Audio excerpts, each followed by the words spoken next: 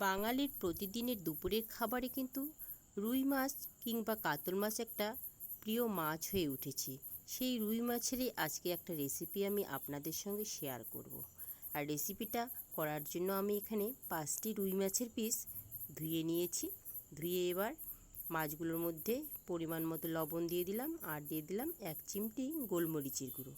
এবার লবণ ও গোলমরিচের গুঁড়ো মাছগুলোর গায়ে ভালো করে মেখে নেব। মেখে নেওয়া হয়ে গেলে তারপর মাছগুলোকে আমি ভেজে নেব। ভেজে নেওয়ার জন্য কড়াইয়ে আমি প্রথমে সর্ষের তেল দিয়ে দিলাম। এবার তেলটা গরম হয়ে গেলে মাছগুলোকে আমি দিয়ে দেব। প্রথমে 3টি পিস দিয়ে দেব। এবার মাছের নিচের দিকটা হয়ে গেলে মাছগুলোকে উল্টে দেব। একবার উল্টে পাল্টে মাছগুলোকে ভেজে নেব। একেবারে বেশি করে ভাজবো না, কারণ আজকে আমি যে রেসিপিটা করছি সেটা হচ্ছে রুই দই। এবার প্রথম ধাপের মাছ ভাজা হয়ে গেল, ওই তেলের মধ্যে বাকি যে 2টো পিস আছে সেই 2টো পিসকে আমি দিয়ে দেব। এবার এই 2টো পিসের নিচের দিকটা হয়ে গেলে উল্টে দেব। এভাবে একবার উল্টে পাল্টে আমি মাছগুলোকে নামিয়ে নেব।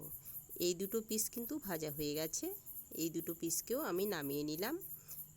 এবার ওই তেলের মধ্যে আবারও কিছুটা সর্ষের তেল আমি অ্যাড করে দেব। তেলটা গরম হয়ে গেলে এখানে কিছু গোটা মশলা দিয়ে দেব, এলাচ, লবঙ্গ, দারচিনি দিয়ে দেওয়ার পর এখানে আমি দিয়ে দেব পেঁয়াজ বাটা,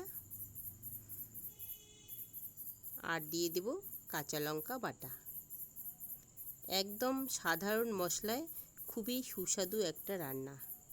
আর গরম ভাতে এরকম যদি একটা মাছের রান্না হয় তাহলে কিন্তু আর কোনো কথা হবে না, খাওয়াটা বেশ সুন্দর হয়ে যাবে।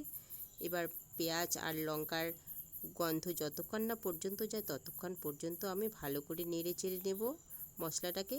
এবার মশলার মধ্যে সামান্য একটু জল দিয়ে দিলাম, আর এখানে আমি আগে থেকেই একটা কাচের বাটির মধ্যে দই নিয়েছি, সেই দইটাকে ভালো করে ফেটিয়ে নিলাম।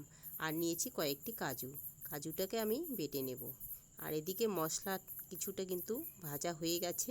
এবার মশলার মধ্যে আমি লবণ দিয়ে দিলাম, আর দিয়ে দেবো সামান্য একটু কাশ্মীরি লঙ্কার গুঁড়ো।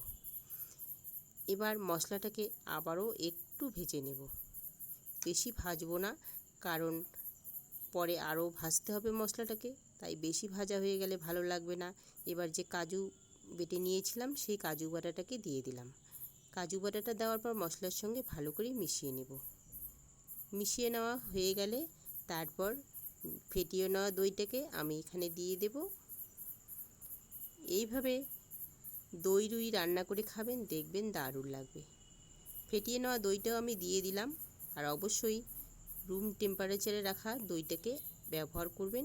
এরপর সামান্য একটু চিনি দিয়ে দিলাম স্বাদের জন্য, আর দিয়ে দিলাম গোলমরিচের গুঁড়ো।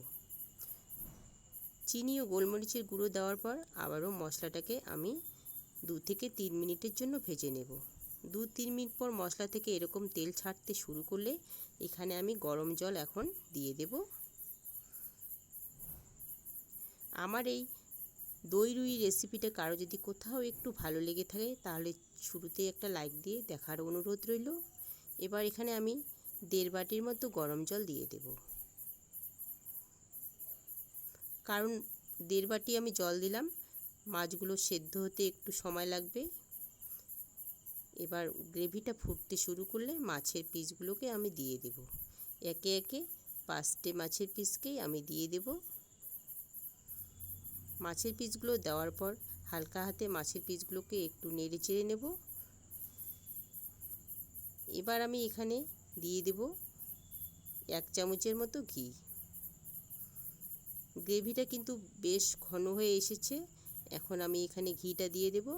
ঘি দেওয়ার পর এবার দিয়ে দেব এখানে আমি গরম মশলা। এটা প্যাকেটের যে গুঁড়ো গরম মশলা সেটা আমি দিয়ে দিলাম। গরম মশলা দেওয়ার পর হালকা হাতে আবারও কয়েক সেকেন্ড নেড়ে চেড়ে নেব। গ্রেভিটা বেশ ঘন হয়ে আসলে তারপর আমি গ্যাসের ফ্লেমটাকে বন্ধ করে দেব, আর বন্ধ করে দিয়ে নামিয়ে নেব। আর নামিয়ে নিয়ে গরম গরম পরিবেশন করব। আপনারাও এরকম করে দই রুই রেসিপি করে বাড়িতে গরম গরম পরিবেশন করুন, দেখবেন দারুণ লাগবে, সবাই চেটেপুটে খাবে। এতটাই টেস্টি একটা দই রুইয়ের রেসিপি। থ্যাংক ইউ, সবাই ভালো থাকবেন, সুস্থ থাকবেন।